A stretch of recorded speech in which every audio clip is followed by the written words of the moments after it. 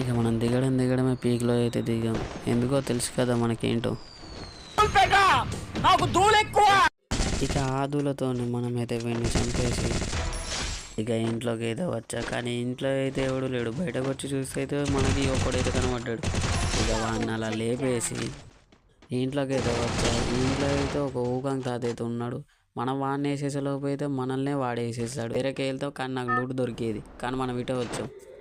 ఇక ఇక ఈ గన్లు తీసుకొని అయితే ఇక వీడిని అయితే వేసేసా అన్నమాట. దాని తర్వాత అయితే మళ్ళీ పీక్లోకి అయితే అడుగు పెట్టా. ఇక వీడిని అయితే ఇలా కంప్లీట్ చేశాను అన్నమాట. ఇక కంప్లీట్ చేశాక మనకేం చేయాలో తెలుసు కదా. ఒక రేంజ్ తర్వాత మన దగ్గర మాటలుండవు, కోతలే.